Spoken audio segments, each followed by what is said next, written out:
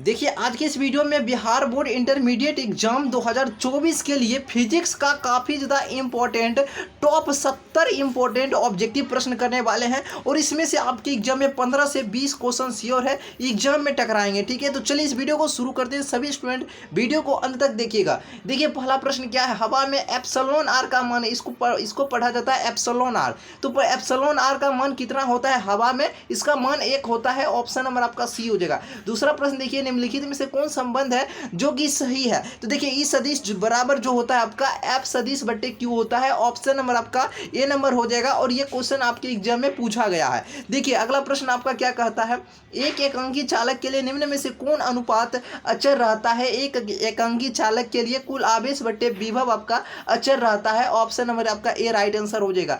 देखिए 4 नंबर प्रश्न क्या कहता है, किसी आवेशित खोखले गोलाकार चालक के भीतर विद्युतीय तीव्रता का मान क्या होता है। इसका जो मान होता है 0 होता है। ऑप्शन नंबर सी हो जाएगा। देखिए अंदर भीतर की बात जब भी आए हमेशा याद रखिएगा उसका आंसर 0 हो जाता है। ठीक है, ऑप्शन नंबर आपका सी हो जाएगा। देखिए 5वां नंबर क्वेश्चन क्या है, एक आवेशित चालक का क्षेत्र आवेश घनत्व सिग्मा है। ठीक है, इसको पढ़ा जाता है सिग्मा। इसके पास विद्युत क्षेत्र का मान क्या होता है। देखिए इसका जो मान होता है आपका सिग्मा बट्टे एप्सिलॉन नॉट होता है। क्या होता है, सिग्मा बट्टे एप्सिलॉन नॉट होता है। देखिए वीडियो आपको अच्छा लगता है तो वीडियो को अवश्य लाइक कर दीजिएगा और चैनल पर नहीं तो सब्सक्राइब कर लीजिएगा चैनल को। ठीक है, ताकि और भी आपको इसी तरह का वीडियो मिलते रहे, तो चैनल को बस सब्सक्राइब कर लीजिएगा। छठा प्रश्न देखिए, कैपिटल आर त्रिज्या की पृथ्वी की विद्युत धारिता क्या होता है। 4πε0 होता है। ऑप्शन नंबर आपका बी हो जाएगा।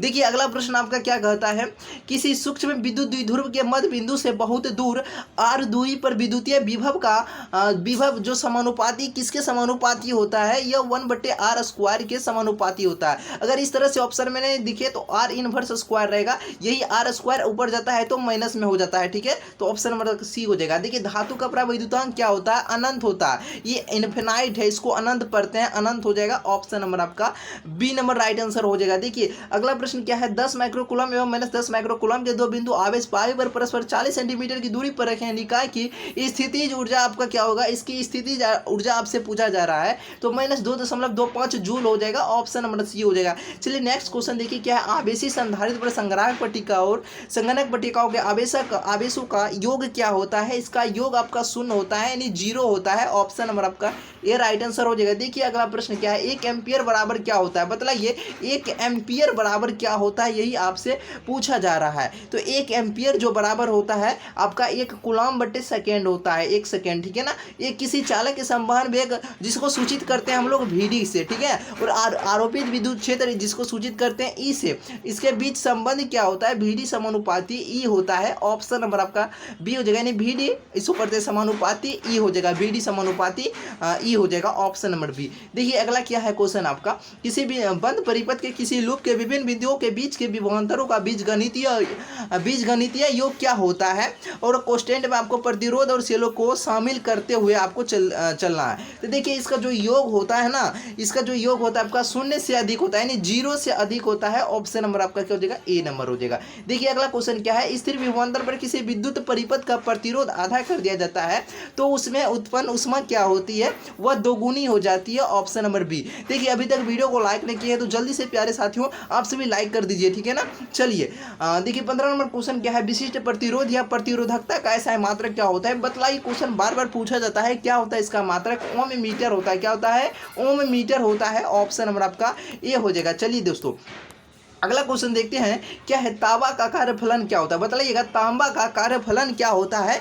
देखिए तांबा का जो कार्यफलन होता है आपका कुछ इलेक्ट्रॉन वोल्ट होता है। क्या होता है, कुछ इलेक्ट्रॉन वोल्ट। ऑप्शन ए हो जाएगा। देखिए चुंबकीय क्षेत्र के फ्लक्स की SI यूनिट क्या होती है, SI मात्रक क्या इसका होता है। देखिए इसका टेस्ला होता है। चुंबकीय क्षेत्र का मात्रक क्या होता है आपका, टेस्ला होता है। ऑप्शन नंबर आपका क्या हो जाएगा, ए नंबर राइट आंसर हो जाएगा। देखिए लॉरेंज बल की दिशा ज्ञात करने का नियम क्या है।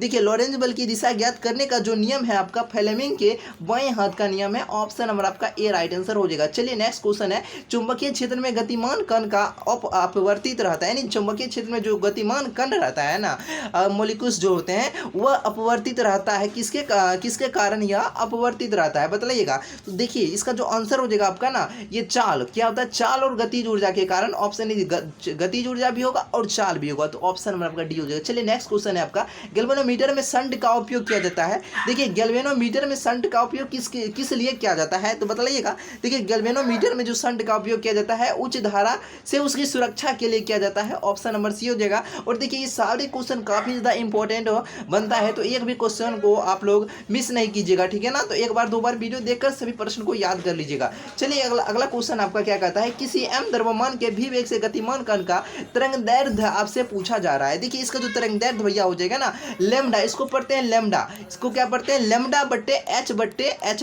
में एम भी हो जाएगा, ठीक है। तो याद रखिएगा ऑप्शन नंबर बी हो जाएगा, याद रखिएगा लेमडा बराबर h बट्टे एम भी हो जाएगा। चलिए नेक्स्ट क्वेश्चन आपका क्या कहता है, निम्नलिखित में से किन पदार्थों की प्रवृत्ति बाह्य क्षेत्र में मजबूत चुंबकीय क्षेत्र में से कमजोर चुंबकीय क्षेत्र की ओर जाने से होती है, तो बताइए किस में होता है। ये आपका जो होता है ना भैया लौह चुंबक, किस में होता है, प्रति चुंबकीय पदार्थ में। क्या हो जाएगा, प्रति चुंबकीय पदार्थ में, यानी ऑप्शन नंबर जो आपका ए दिखाई दे रहा है ना, ऑप्शन नंबर ए प्रति चुंबकीय पदार्थ आपका क्या हो जाएगा, राइट आंसर हो जाएगा। चलिए नेक्स्ट क्वेश्चन आपका क्या कहता है, देखिएगा नेक्स्ट क्वेश्चन क्या है आपका, विद्युत चुंबक नरम लोहे के बनाए जाते हैं क्योंकि, बताइएगा विद्युत चुंबक नरम लोहे के बनाए जाते हैं क्योंकि नरम लोहा क्या रखती है, क्योंकि देखिए जो नरम लोहा होती है ना ये अधिक चुंबकीय प्रवृत्ति तथा अधिक धारणशीलता है, ठीक है ना, इसीलिए ऑप्शन नंबर आपका क्या हो जाएगा, बी नंबर राइट आंसर हो जाएगा। नेक्स्ट क्वेश्चन है चुंबकीय प्रेरण का यूनिट एसआई यूनिट क्या होता है, बताइएगा चुंबकीय प्रेरण का एसआई जो मात्रक होता है आपका टेस्ला होता है, क्या होता है, टेस्ला होता है, ऑप्शन नंबर आपका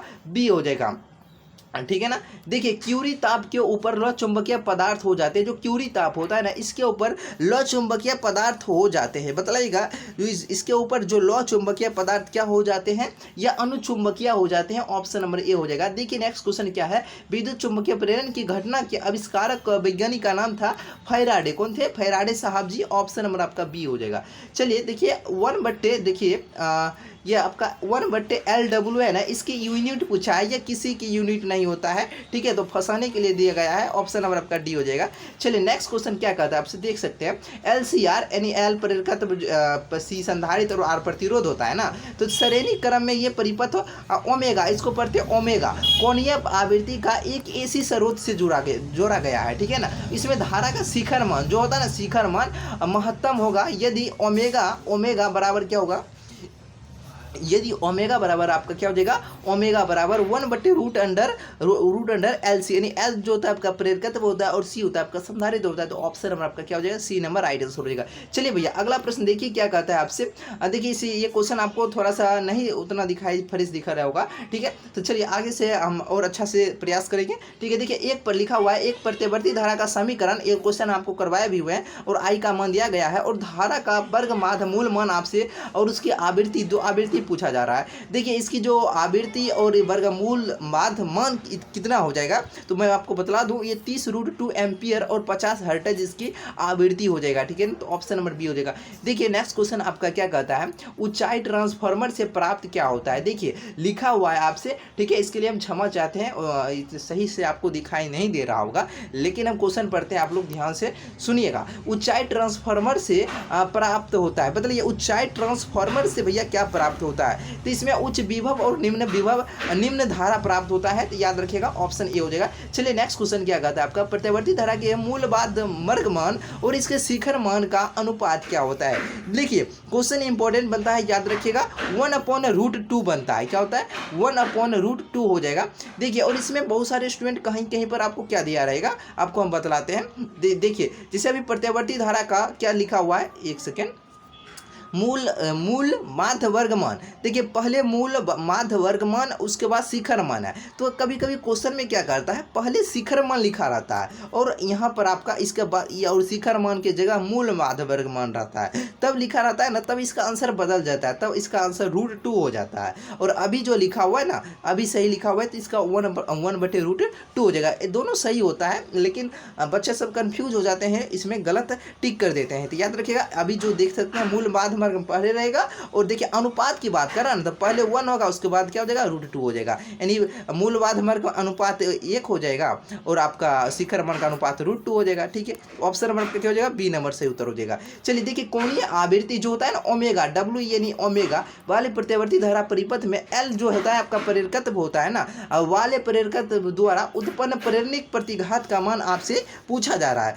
तो देखिए इसका जो मान होता है ओमेगा, इसको ओमेगा L पढ़ते हैं, ऑप्शन नंबर आपका क्या हो जाएगा, जाएगा, बी नंबर हो जाएगा। देखिए नेक्स्ट क्वेश्चन क्या कहता है, धारितीय प्रतिघात होता है। देखिए पूछा जा रहा है आपसे क्या पता, धारितीय प्रतिघात क्या होता है, 1/ओमेगा c होता है। क्या होता है, 1/ओमेगा c। ऑप्शन नंबर आपका डी हो जाएगा। चलिए देखिए क्या कहता है अगला क्वेश्चन आपका, समय के साथ बदलते हुए विद्युतीय क्षेत्र के कारण एक विद्युत धारा इस एप्सिलॉन नोट d∅ बराबर I परिभाषित होती है। इसे क्या कहा जाता है, इसे विस्थापन धारा कहा जाता है। आपको बहुत सारे वीडियो में ये क्वेश्चन करवाए हुए हैं, तो ऑप्शन नंबर क्या होता है, डी नंबर से उत्तर हो जाएगा। चलिए भैया अगला क्वेश्चन देखिएगा आपका क्या कहता है, निम्नलिखित में से किस तरंग की तरंगदैर्ध्य न्यूनतम होती है। बताइए, आपसे पूछा जा रहा है किस तरंग की तरंगदैर्ध्य न्यूनतम होती है, तो ये गामा किरणें की होती है। ठीक है, देखिए इसमें 70 प्रश्न है, तो कहिएगा तो आज हम इतना ही बार रहने देते हैं। देखिए 35 क्वेश्चन करवा दिए, इसके नेक्स्ट वीडियो में आपको ये 36 से करवा देंगे। ठीक है, तब तक एक दिन ज़्यादा डोज नहीं देंगे। आप भी क्या कहिएगा, आप भी मतलब आपको भी याद करने का मन नहीं करेगा, तो एक बार इसी तरह का वीडियो 35 को देख लीजिए, आपको याद हो जाएगा। ठीक है, इसके बाद वाले वीडियो में ये 36 से लेकर 70 तक फिर करवा देंगे। ठीक है, ताकि आपको भी सुविधा हो, आपको भी याद हो जाए। ठीक है, और एक दिन ही ज़्यादा क्वेश्चन करने से क्या फायदा अगर याद ही ना हो, तो बतलाइए, अच्छा नहीं ना, फायदा नहीं करेगा। इसलिए आप 35 ही क्वेश्चन को याद कीजिए, नेक्स्ट वीडियो में आपको 35 क्वेश्चन और करवा देंगे। देखिए वीडियो आपको अच्छा लगा तो अवश्य लाइक कीजिए, चैनल को सब्सक्राइब कर लीजिए, और आप सभी टेलीग्राम चैनल से ज्वाइन हो जाइए। वीडियो के डिस्क्रिप्शन बॉक्स में लिंक दिया गया हुआ है, या फिर हमारे चैनल को आप विजिट कीजिएगा, उसमें देखिएगा तो उसमें आपको टेलीग्राम सभी का लिंक दिया हुआ है, वहाँ से आप जाइए, ज्वाइन हो जाइए, ताकि जब भी वीडियो डालेंगे तो वहाँ पर डाल देते तो आप सभी को नोटिफिकेशन मिल जाता है। तो चलिए आज के लिए इतना ही भैया, मिलते हैं फिर एक नए वीडियो में आप सभी के साथ।